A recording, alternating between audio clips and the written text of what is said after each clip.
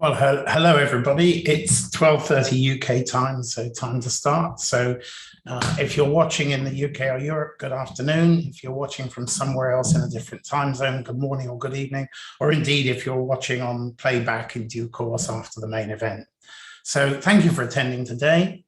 I'm going to talk about what we call the 4Cs, a term we've been using since before hybrid, but it does sum up a lot of our thinking in the current climate. So communication, collaboration, concentration, and contemplation.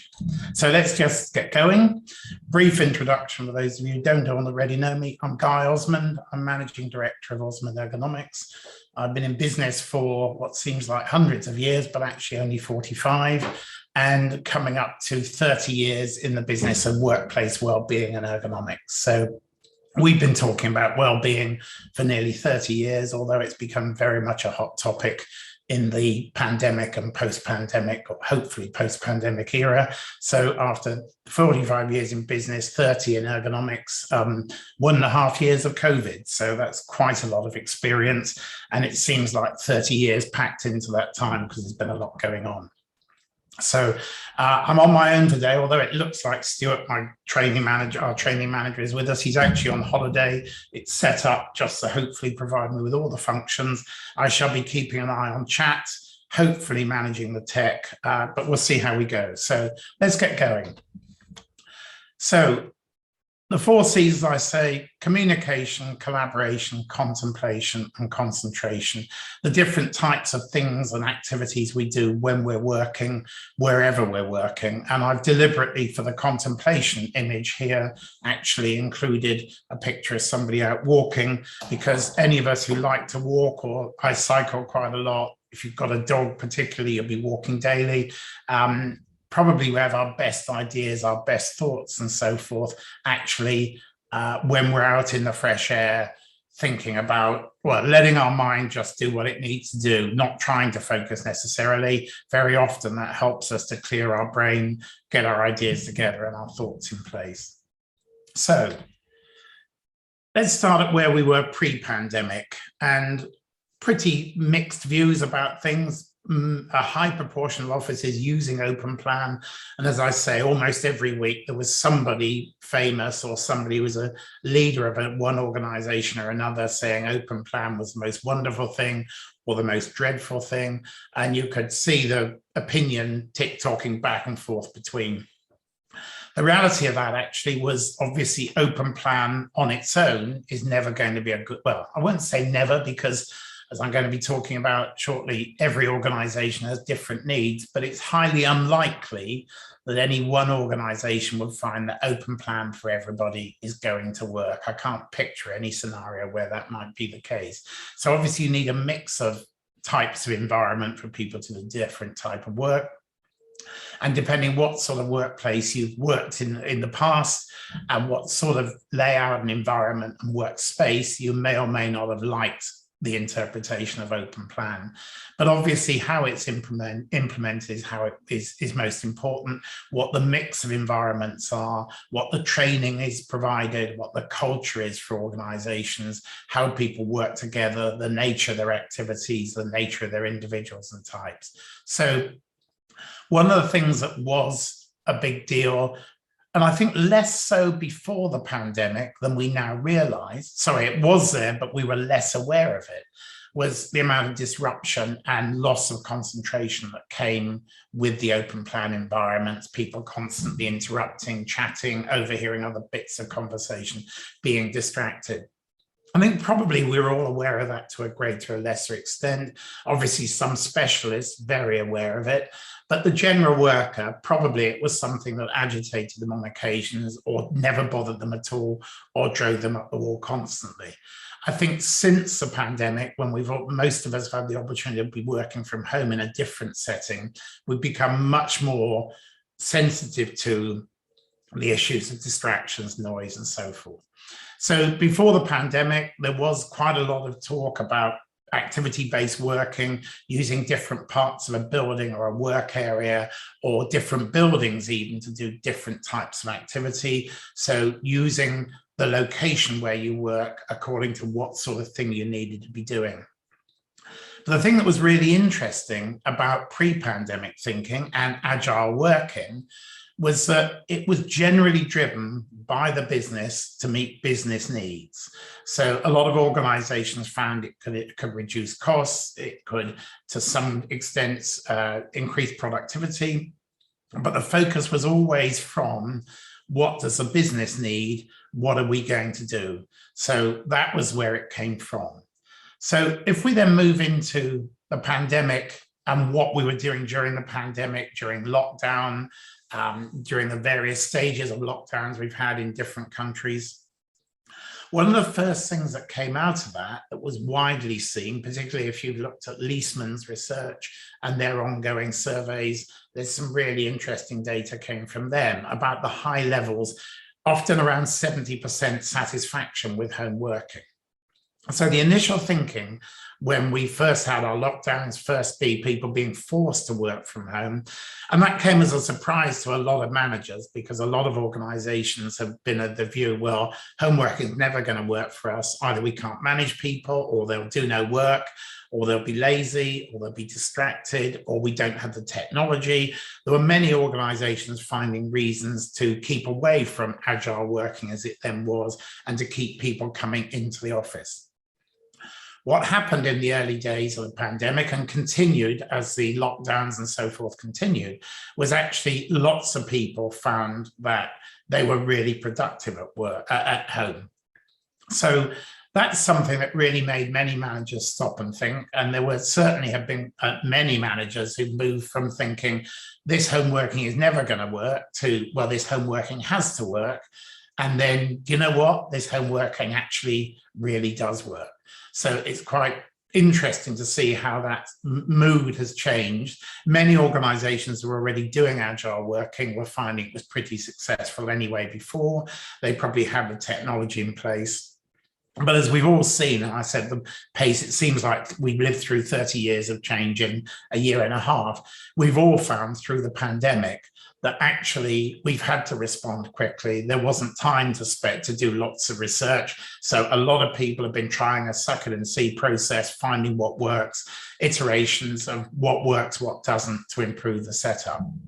So there are exceptions, obviously, and one of the things we certainly have found with home workers is actually how and where, how effectively people work, as well as being dependent on their individual type and the nature of their work, will obviously be dependent on where they can work at home. So there's been a lot of discussion and work and research and data coming back about what works most for people, whether they have a room of their own at home to work in, whether they have somewhere, not necessarily a dedicated room, but an area they can step away from or shut the door on at the end of the day.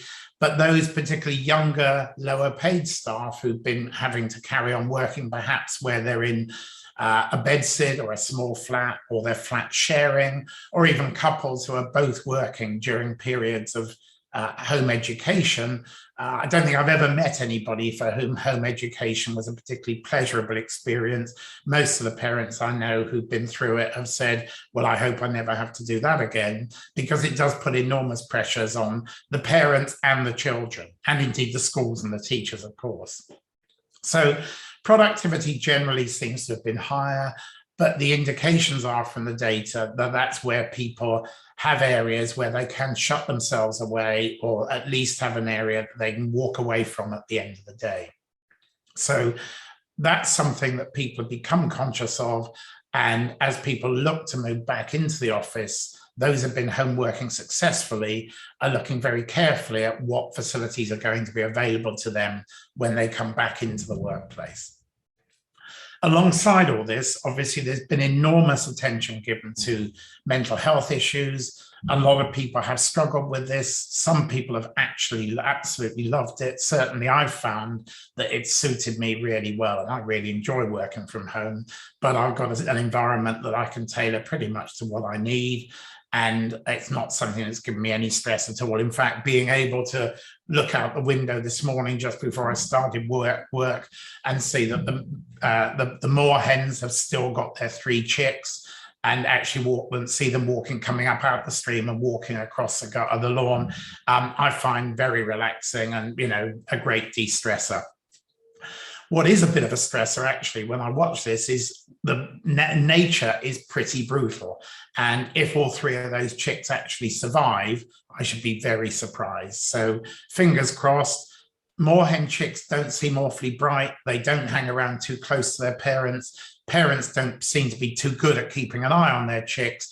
And there's cats and foxes and all sorts of predators around. So although nature's brutal, it's quite interesting, and I find generally relaxing to just watch how that's all going. So that's just a personal example, but obviously everybody else has their different stories about what's worked for them and what hasn't. One thing that I don't think, and I share this view with many people, and I expect, in fact, I'm sure I'll share it with some of those of you attending today's webinar, is that actually musculoskeletal health has not been given enough attention. There is no doubt that people have been suffering. We saw in the early days, and it actually carried on quite a long way and still getting cases of it, but it was particularly predominant in the early days of people with neck and shoulder problems, which almost always, it was almost a joke. You hardly needed to do any analysis or treatment or understanding of what the problem was. It was almost certainly that they were sitting at a dining chair, at a dining table or a kitchen table, and their shoulders were hunched because they didn't have the right heights. So that was a very common issue. But what we've seen, many of our clients have carried on conscientiously providing as much support as they can for people home working as they previously did in the office or with their agile workers. But we have seen quite a lot of organizations have taken the view, if somebody's uncomfortable, let's send them a chair and hope the problem goes away. And it's been missing out. A lot of people have not been keeping up with the workplace assessments, with checking on people's physical health, and obviously the mental and physical health. They're so interconnected. We all know that you can't regard one without the other. So I'll touch on that again at the end, but it is something I think we're going to see as people start to come in real numbers back into the office. There's going to be quite a lot of managers saying, God, didn't you used to be able to stand up straight the last time I saw you? And I think we're going to see a lot of that. And we are expecting quite substantial needs for people with musculoskeletal issues that have not been properly addressed during the pandemic and the lockdown periods. So if we move on then into the post-pandemic period, we're now looking at hybrid working, which at a glance looks just like agile working, giving people the opportunity to work in the office or at home or perhaps in a coffee shop or hotel lobby or whatever. But what we are seeing is, which is a complete polarization of the shift in thinking, is that now the switched on organizations are not looking at this from a corporate perspective. Obviously, there are elements of corporate thinking they have to incorporate into it in terms of costs and resources and so forth. But actually, the really good employers are saying, we need to be looking at what individuals want. What can we do to get them back into the office, to want to come to work rather than want to stay at home? So the return to work programs have to be more holistic. There has to be more attention paid to individual needs, physical and mental health, the nature of character types and what different people need, introverts and extroverts.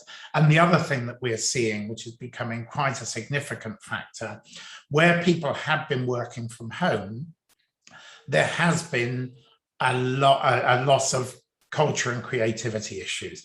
Lots of employers have been talking about how do we maintain the culture, which is something, obviously there are factors that define it, but quite often it's quite a nebulous sort of concept. It's just the vibe you get when you walk into a place and you're amongst the workers in that company. We call it in our own business, we refer to the DNA of the business, which is all about our culture. But we're actually seeing that organizations are saying it's quite hard to maintain that when people are working from home and everything's done through phone calls and Zooms and Teams and so forth. And the creativity opportunity, much of which comes from people's interactions, spontaneous comments, people, serendipitous meetings, opportunities when people bump into each other in the car park or in the corridor or the kitchen. So a lot of K's in this, not all C's, but lots of things beginning with a K sound. But places where people meet, getting a coffee, those serendipitous meetings where people just get to chat. They may not even be people who know one another, but different departments interact, and there are other things that come out of those conversations. So what we're seeing from employers actually is the particular areas that have not been given attention, or again, have been given attention a lot by some people, but widely sort of taken for granted or not fully thought through. The areas that we're finding people are now noticing as they start to go back into work. First of all, acoustics. Noise is a big deal. I mentioned earlier about open offices providing disruption and distraction for people. People having worked at home in an environment where very often they can control whether they're in silence, whether they have music on in the background, whether perhaps even they're playing one of these apps that sounds like an office hubbub going on, whatever helps them to focus and concentrate on their work. People have become much more aware of noise and distraction issues. So acoustics in the workplace are becoming much more important and are being given much more attention than they previously did. In my personal experience, I don't think they've been given enough attention, but at least it's something that is on the agenda now and something that is being talked about and understood rather more than it was previously, in my view. The other thing also, people, and again, this is something my office is not in a major metropolis, but I go into cities and see how people work and their working environments. But where I live in the country, the air quality also is a really significant consideration. So people have been finding, again, that opportunity to get outside, go for a walk, but in their own domestic setting, the air quality quite probably is better than it would be in most working environments for whatever reason, not just for the nature of any external air quality issues in big cities with smog and pollution and so forth, airborne particulates and things, but simply things like offices tend to have more printers and other things that are generating particulates and smells and so forth coming from other things one sees in the office, which you don't encounter anything like so much at home. And then the final thing, which I've been banging on about for some while, is biophilia, the human's natural affinity to the natural world or with the natural world. So the fact that when we go out for a walk, it's not just the exercise that's doing us good, but it's being out in the fresh air. It's actually being out in nature. The example I always give about how to illustrate biophilia, which is something I stole actually from Oliver Heath. He mentioned it in one of his presentations, and he's one of the big names in biophilia. If you close your eyes and think of a place that makes you happy, or think of your happy place, it almost certainly isn't going to be the office. It will, for one or two blokes of a certain age, it may be their man cave, but for the vast majority of people, it's almost always your happy place when you close your eyes will be somewhere that involves probably greenery, trees, woodlands, hills, running water, maybe streams or rivers or waterfalls or the seaside. Those are the sort of images that actually refresh us and make us feel better and make us feel healthier. So all of those factors now are becoming much more topical amongst workplace providers, designers, architects, facilities managers, because the awareness, not just amongst the community who are experts in this stuff, but general individuals. They may not know the terms or the names, but they will have experienced these things and will recognize them. So I mentioned the word interactions, and I like this image from Stephanie Akui-Hughes, who's an architect in the Netherlands. The link here will take you back to the to her website. And incidentally, the presentation will be provided afterwards with the various links in it that hopefully will be useful for you. So she talked about a work net. Historically, we tended to work by and large in a big box, as illustrated on the left. Now we're already working remotely and from home, however it works, but also now as we go into a hybrid environment, we need to make sure the communications are maintained, whether people are in the office, at home, wherever they happen to be. Most people now probably have really good comms, both in terms of IT connection, Wi-Fi network connections and so forth, but also telephone and the virtual meeting facilities, Zooms, Teams, Google Meet, whatever it is you use. So that need for people to be able to interact with one another, that's where that creativity comes from. And so when we're designing work environments, work nets, whether that's the place, the physical place people go to, or the facilities we're providing for people wherever they are, then we need to keep that in mind. So what's all this mean in practice? Well, as I mentioned already, hybrid working has got to be about actually meeting individual needs. So looking at what do we need to do to make people want to come to work. So we can very often adapt and improve what we've done before. We will need to look at what has worked in the past and what can work again. We need to involve the people doing the work and coming in to find what works for them, what they're looking for, what they like. The general acceptance is there will probably be fewer desks. That's quite a widely held view. I know there are some organizations who have said, no, we want everybody back. We actually just want the whole company to be back where they were working and quite possibly how they were working before. At the other extreme, we're seeing quite often sort of high-tech companies saying, we've got everything for people to work from home, so they all can, and we'll just bring them in for particular things. I think for the vast majority of organizations, that will be somewhere in between, whatever hybrid means for you.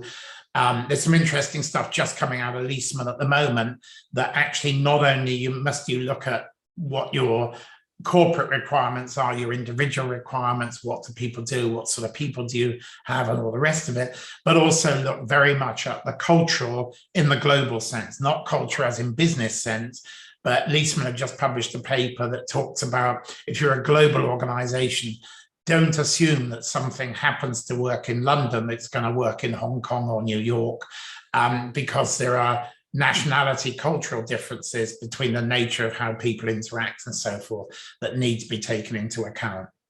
But going back to the fewer desks question, we're certainly seeing that where a lot of organizations who were in agile working were saying typically we probably want 7 or 8 desks per 10 employees. We're now finding numbers around 5 or 6, perhaps even lower, depending on the nature of the organization, the amount of time people are working at home, fewer actual desks for people to sit at and work at a computer in the way one would normally perceive a desk being used. But I would caution you about saying, this is great, we'll just get rid of a load of real estate. That was very much the talk early on when people were saying that home working was going so well. But actually, you do need that real estate and you do need it to facilitate those interactions and to create those serendipitous moments and actually the opportunity for those interactions to spark the creativity. I was on a session, I attended a webinar a little while ago, and I'm afraid I don't remember her name, but one of the global team of facilities managers from LinkedIn was saying they categorically have no plans to reduce real estate. In fact, they're thinking possibly of taking on more. What you probably definitely should be doing is looking at more flexibility of your real estate. So maybe looking at more work hubs, mix of how you use the premises, not necessarily just your own premises, but actually look at what other resources are about. And going back to this whole idea of making premises the sort of place that your office is, the sort of place that people want to come to, one of my ideas that I've been talking about for a while is actually look to the hospitality industry. because the hospitality industry, by definition, for years and years and years, hundreds of years, have been designing places that people want to come to. You provided all the other facilities of food and drink and everything else when they get there, but it has to be an inviting premises for people to actually want to come in and get the vibe of that place, to use the term I've used earlier. So God knows there are enough pubs that are closed at the moment, I'm afraid. Maybe some of those would be ideal for producing local hubs, but actually I'm sure there are quite a lot of hospitality designers who are not very busy at the moment, who will be very interested in talking about how you could take what they know from hospitality design into the workplace. When you're doing that and going back to the individual needs again, certainly one of the projects I've had some interaction with recently was a government department exploring neurodiversity, and they were doing research with a group of sort of what I would call uber geeks, and I think of myself as a bit of a geek, so I make no apology for that term, but people who are doing IT programming, and in fact, one of the management team from this government department did say to me, it's pretty much accepted that having autism is part of the job the personnel the individual requirements to do the job. So they've got a cohort of about 10 or 12 people, all on the autism spectrum, that they were looking at what did they need to work effectively. And what the guy I've been talking to is the estate's master planner for the whole site, and it's a vast site. He says what they've learned from them has been really valuable to look at what they can do right across the estates, because as we all know, good human factors, good ergonomics, when actually you find stuff that's good for people with particular needs, it's more or less certain that that design will work really well and better than what you had before for everybody right across the neurodiversity spectrum, but also your introverts and extroverts, looking at different personality types. We've already, I'm sure, all of us become more aware of those of us on our teams who are more or less introvert or extrovert when we've been doing Teams or Zoom meetings, because you have to be good at drawing out those who want to speak or those who've got the good ideas rather than the ones who are just happy to keep talking. And I'm conscious as I'm saying that, I'm exactly doing that. I'm keeping talking. But the whole point of most meetings is you want interaction from everybody. And you will know from physical meetings that the best ideas don't always come from the ones who are most vociferous. So you've already been finding on virtual meetings the need to bring out those introverts as well. And so that differentiation gives us an opportunity to be thinking about that when we're actually looking at the needs of our individuals, as I say, from a holistic individual type of approach. So diversity, introverts and extroverts, and obviously historically moving beyond activity-based working, which just looked at what people did in principle, but actually who and what are those people who are doing those things. So now it's time maybe to just look at some examples, and I'm using products. I've mentioned the products, not least just so that I remember what they're called. These are just examples. I'm not saying they're the definitive perfect answers, but they're good illustrations of the sort of things that I think people need to be thinking about. And I'm going to pick up first on the three right-hand pictures in these. This is from an organization called Tribes in the Netherlands. I visited one of their premises, and something that really interested me came out of what they were saying, their founder.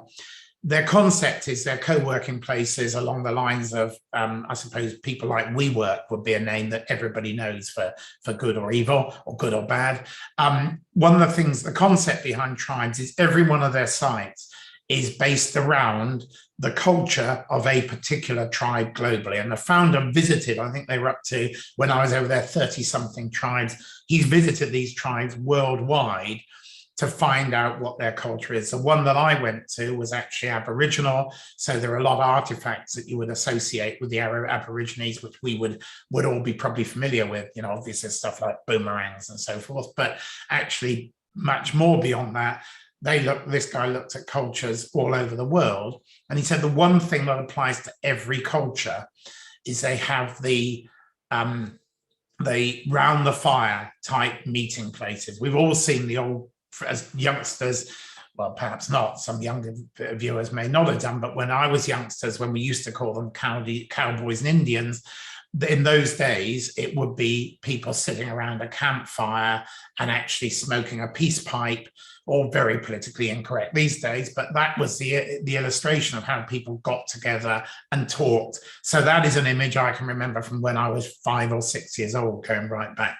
So tribes have a fireside powwow meeting place type concept in every one of their locations, and you can see these are 3 different ones, just based on different cultures and different tribes around the world. So that's one idea of just having a place where people always at a round table. And the founder, I've forgotten his name, was made the point that these are always circular places in terms of how they're designed and how they're used. So there is nobody at the head of the table. There is an interaction right across, around, and through the table. So very much non-hierarchical, where everybody can collaborate and can communicate with one another and indeed collaborate. And one of the points I want to make with all of these different things is, in good design, you'll actually be having maybe the 4 C's or the 6 C's, if you include creativity and culture as well, in your head when you're looking at these products, but you should also be thinking, what else could they be used for? So I've particularly picked out some of these types of furniture products because they are multi-purpose and can be repurposed more or less instantly, or hacked is the sort of buzzword that people use for different types of use. So meeting areas, sitting around the sort of fireside chat type concept, the powwow area. The Novus is an interesting concept. We've been very familiar with sit-stand desks for individual users for some time, but here we have a potential multi-person sit-stand desk.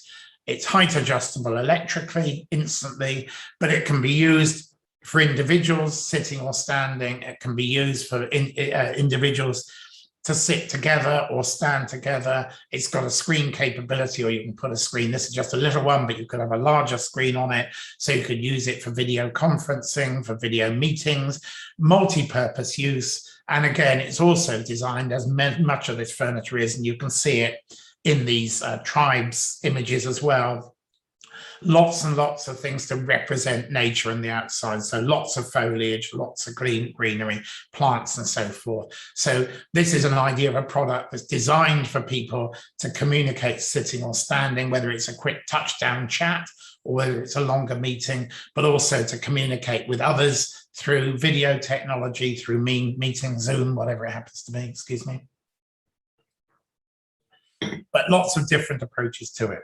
But also equally could be used by an individual if nobody else needs it. Somebody perhaps who's working old school with drawings just needs to lay out a lot of stuff in a big space, suitable for that as well.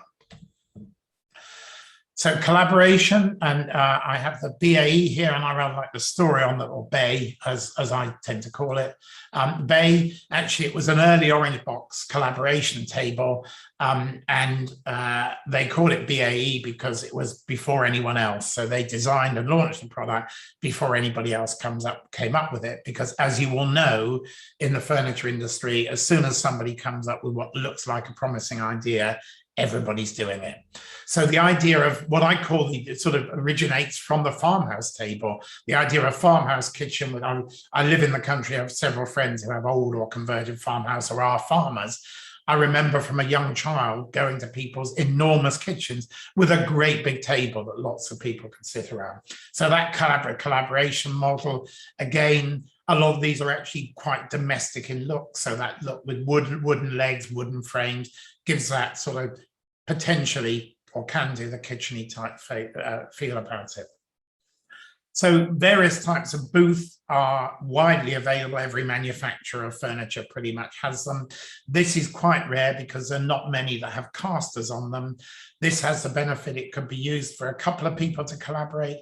You could push 2 together to give 4, possibly even 6 when there's 2 pushed together, depending on social distancing regulations. You could put even more than that to have to make it into a collaboration area, but it starts out as a collaboration area for 2, but equally could be pushed against the wall or into a corner for somebody who needs to have some concentration or contemplation space. Sorry, nothing happened. Let's click again. So a couple of ideas of concentration space. You've almost certainly seen lots and lots of telephone boxes or phone booths as people widely use them. These have appeared in those open plan areas where there was nowhere to get some peace and quiet or make a phone call or carry out a confidential conversation on the phone or something like that. I particularly illustrated these because both of them give examples of concentration areas that somebody can go and sit or stand quietly, but with other flexibility for use. So on the QT here, you can see that what you've actually got is 3 individual telephone boxes, which 3 individuals can work in alone to concentrate, but actually they've got whiteboards on the back of them, and you can arrange them in an array around some sort of breakout, touchdown, or collaboration area, so people can actually sit or stand to work and use a collaboration or communication space outside the concentration boxes. The Oasis Linear, again, at a glance, just a phone booth, but actually a number of significant features in this one. So you can see if you look carefully, it's a sit-stand table, so you can adjust the height so you can sit or stand in the booth. You can use it to concentrate or work out or make a phone call or whatever you want to use, but there are other factors included in it. So if you want to use it, for example, for video conferencing, as you can see, this has got a video conferencing meeting room, meeting configuration set up. You'll notice the light in the top is offset, it's not in the middle, which means the lighting is suitable for a team or Teams or Zoom meeting. It's in front of the user rather than actually over the top of their head, as would normally be the case. This particular unit also has an air filtration system inside it, and there's some clever stuff they do with the lighting, which I have to admit I've only just found out about and know almost nothing about, so I'm not going to go down that route. But if that's something you're interested in, then by all means do come back to me and I can give you some further info on it. So again, my suggestion is look at the sort of activities as a basis, but if you're looking at product or areas or redefining zones within your floor plan, think about how you could be making them multi-purpose so that actually there's lots of scope for them to be used to meet individual needs. Because not only might you have several different activities, but individual types and characters may actually choose to do different things than you originally planned or thought. So don't assume, because you say, okay, this is a concentration area or this is a communication area, don't assume that your people will actually just take that for granted. They may come up with other and possibly much better ideas for how it could be used. And then the final of the 4, I mentioned previously going for a walk with a dog, getting some exercise, getting outside and so forth. But actually, to me, getting out is probably the best time or place to contemplate. We've probably all done it, certainly in home working, if not before in the office. If you've got a sticky problem you can't quite figure out how to deal with, probably going for a walk is the best possible answer. Certainly much more use than sitting in front and staring at a computer screen for the same amount of time in the hope the idea will suddenly come to you. A change of air, a change of view, getting out and making that biophilic contact with nature will almost certainly help you have better ideas. Just leaving your brain to roam and explore while you're roaming is almost certainly going to be one of the best ways to address the contemplation issues and solve your stickiest problems. Obviously, though, you're looking for ideas, of what you might want to do in the office. And if only I can get it to appear. Here's a good example, again, all that biophilic content. And this uses something else that's become very fashionable now.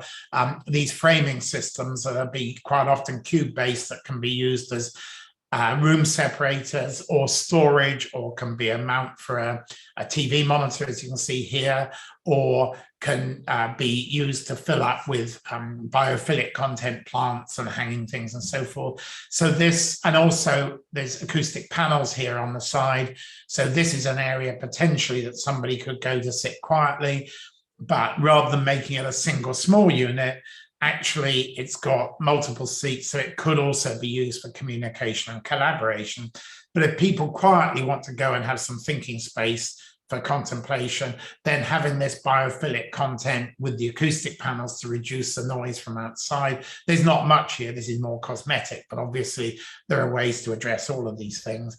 And you can manage that simple thing, which I saw in one of the government departments a few years ago now, actually, but they had basically concentration contemplation areas, but they found that people were hogging them, actually not using them for their purpose, but just going in and using them all day. And they just had a giant egg timer outside each one of these units that had a 30-minute time in it. So you literally mechanically, it doesn't all have to be IT based with this sort of thing, just literally stand the timer up, flip it over and the sand carries through. And if somebody else came up and they could see roughly how long before it was going to be available by how much sand was in the bottom. And if all the sand was in the bottom, they could say, excuse me, time for you to move on, Mr. or Mrs. User, it's my turn to use it. So these are just some ideas about representative, as I say, of the sort of stuff that you could be doing in your workplace and looking at ideas for the 4 C's, but also making parts of these places multi-use and multi-application. So just coming right back to something I started at the beginning, whilst you're thinking about what people are doing and what people are thinking about and how they're going to work and how you're going to accommodate them, don't forget one of the basics that right back early on I said is really being neglected, I feel. Don't make your mothership become Battlestar Sciatica. I honestly think we are going to find lots of people with musculoskeletal problems that just haven't become manifest until now because of all the things that people have not been doing, or many organizations not been doing, with regard to assessments and actually identifying how people are working, providing the right equipment and so forth. Oh, sorry, I keep doing that, beg your pardon. Oh, let's do that one. So I'm done.